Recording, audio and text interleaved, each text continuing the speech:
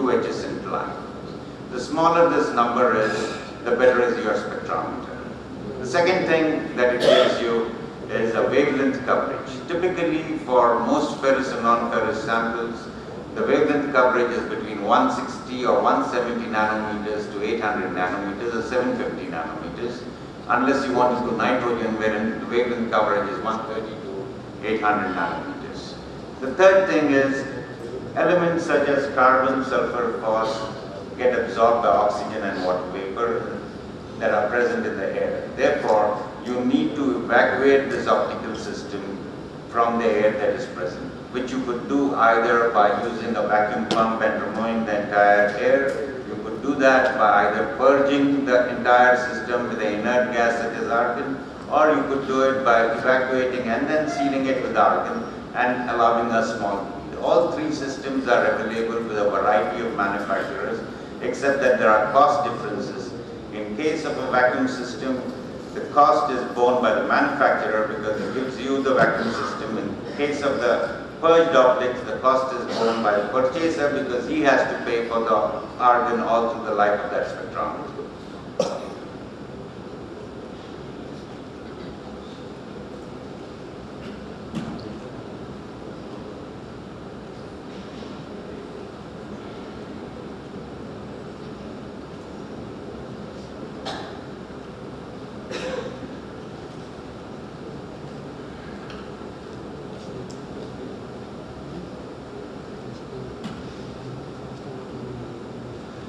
While purchasing, I've been trying to sell spectrometers for 30 years and not very successfully, I must say.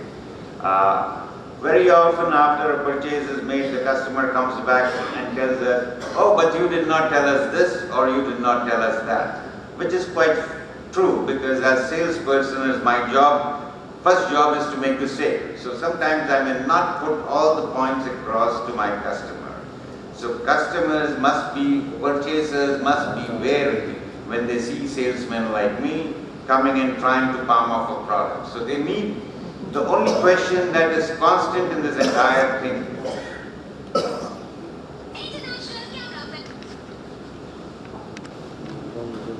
the only constant in the 30 years that I have seen during a purchase is as soon as I enter, my purchaser says, most expensive spectrometer I have seen, what is the discount? The last thing he says as I walk out of his door, what, can you not reduce your price any further? There are many other issues. Price is important, but there are several issues when you purchase a spectrometer. I've listed these issues so that purchasers can use this as a tool when they make a decision on purchasing a spectrometer. First thing that they should ask is, do I trust the supplier? The supplier comes, nods his head to everything that I have to say, says, yes, I will do this, I will do that. Some of that is almost impossible. So please be wary. Do I have the confidence that the supplier will stick by the commitments, either verbal or in writing, that he will fulfill his obligation? The second thing and most important is every spectrometer manufacturer has several models. So you have multiple models available on the market. Some of them can do a few things, some of them can do a few other things, some of them can do everything. The model that I have selected doesn't meet my application. That is precisely the point to ask. What are the things that are available in that model? What does it analyze? How quickly does it analyze? How accurately does it analyze? And with what repeatability does it analyze? These are the issues that you need to ask when you make a selection. What is the resolution of the spectrometer? What is the wavelength coverage? Whether the source is digital, whether there is a digital signal processing unit inside, what is the procedure? And in 30 years that I have sold probably something like 500 spectrometers, no customer has ever asked me what kind of software. I just tell him, user-friendly software is available, but he never has asked me to demonstrate on my laptop, show me what is available so I can figure out. I tell him diagnostics are available, he says very good. He doesn't even ask me what are these diagnostics. I can probably sit in my office and take charge of his spectrometer at his site. All he has to do is put in a team viewer and a camera, small camera, which is inexpensive, and I can actually solve this problem by sitting in my office. But these Everyone comes and tells the same story. I have diagnostics. Please investigate a little bit further what these diagnostics are. The next question is, the only reason you buy a spectrometer, besides the quality and the saving that you can, is to provide a report to your customer. What is the report generation facility that is available on the software? Is it a fixed report generation, or is it editable that I can use it as per my needs, as per as my supplier's needs, and as per as my purchaser's needs? And then you come to the cost of ownership. Price is one issue at what you bought it. The cost of ownership is completely different from the price that you bought it. And cost of ownership is determined by several other factors. It is determined by what is the promptness and the level of backup service. Promptness and level are two different things. I could turn up, I'm a salesperson, you tell me that spectrometer is not functioning. I could come up tomorrow to your place. I can show you my face and I can open the spectrometer and I can tell you, sorry, this is gone, but we'll have to replace it. You'll have to get someone else to do that job. So promptness is quickness. Level of service is how well I can do my job. So both of them should be there when you, from a supplier of a spectrometer. What are the costs of such services?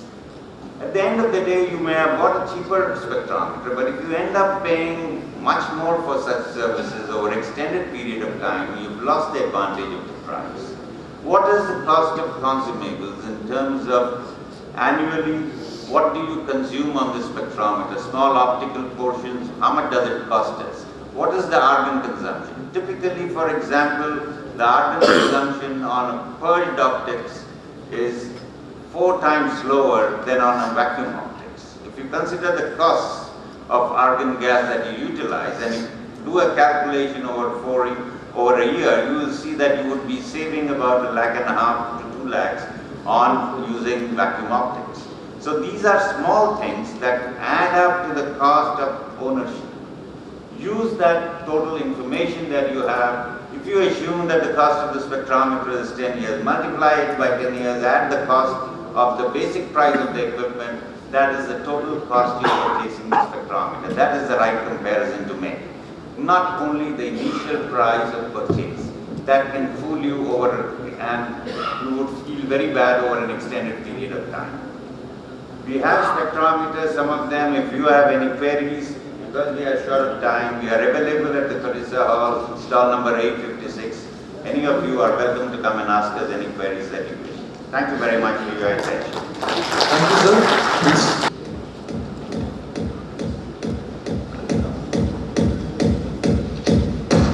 Ladies and gentlemen, can we have a round of applause?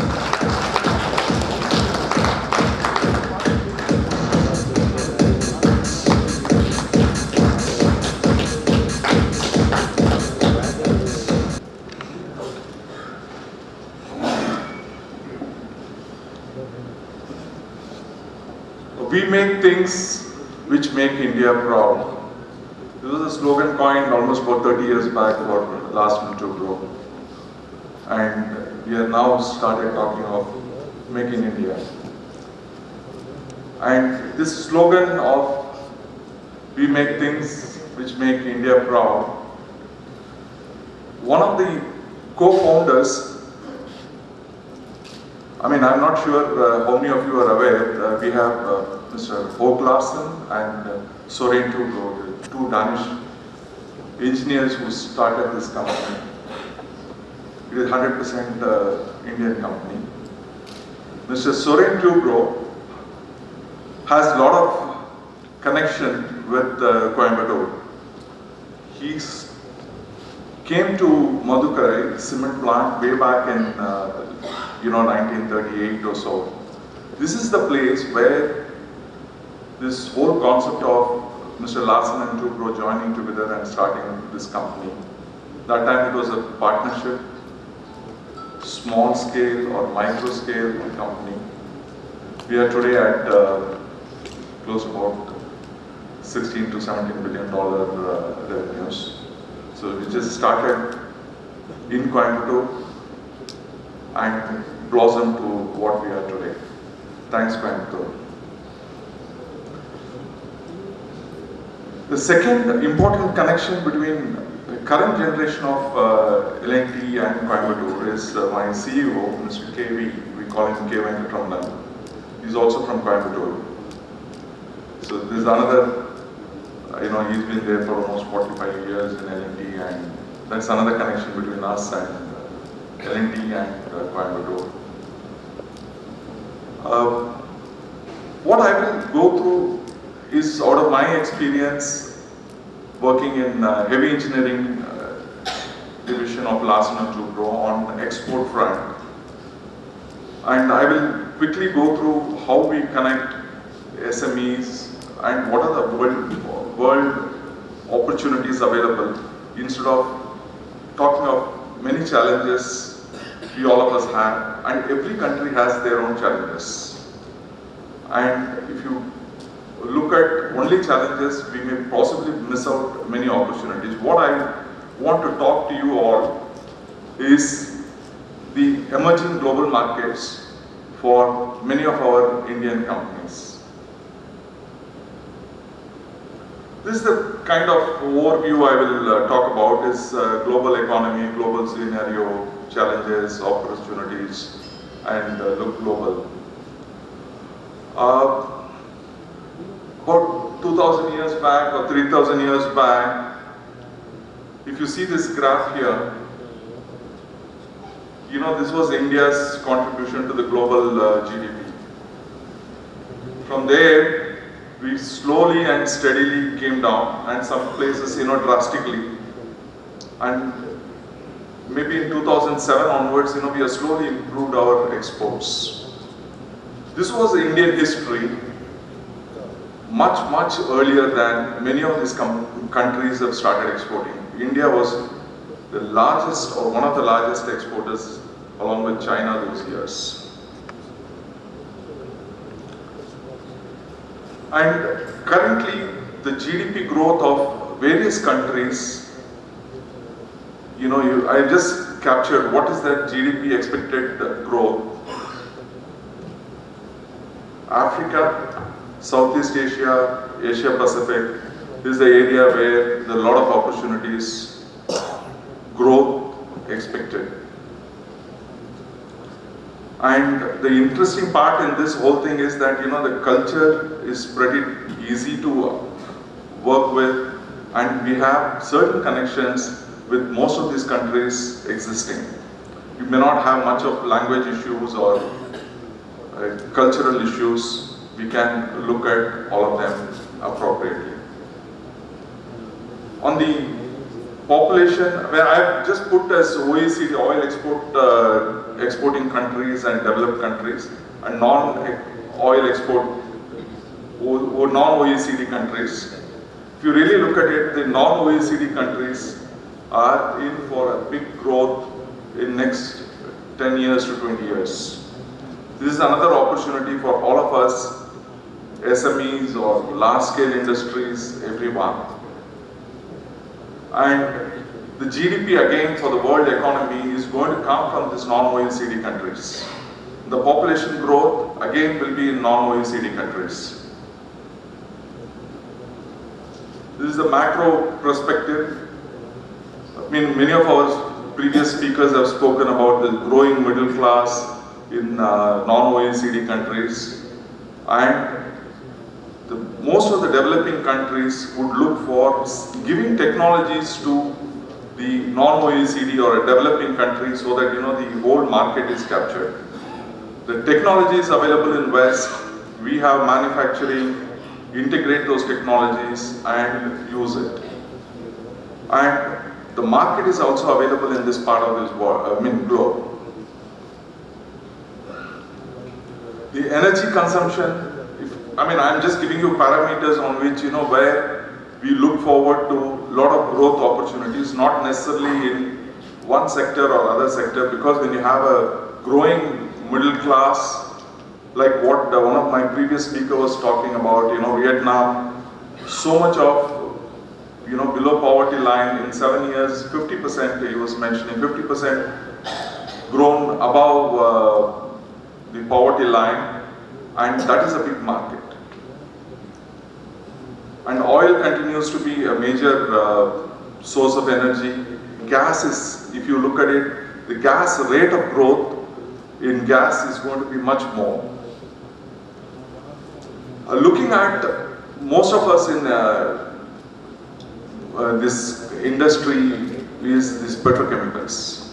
The petrochemicals demand will go up because of the transportation or transport per se as an industry, which is going to grow substantially in next 20 years. And whether it is transport industry or the purchasing capacity or the standard of life of every individual, as it grows up, you will have more of plastic consumption. Be it iPhone, be it a computer, or even an automobile, the plastic consumption is going to go up. And again, it's going to be driven by non-OECD countries. And if you really look at it, Europe, US, all these countries, the vehicle population is likely to come down and more growth opportunities in non-OECD countries.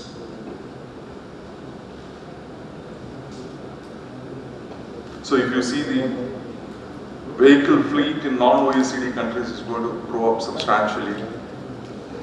And it's almost flat in OECD countries. The global plastic demand, if you really look at it, here this part of the slice, from 33.5% of world consumption, it's going to grow up to 37.5% plastic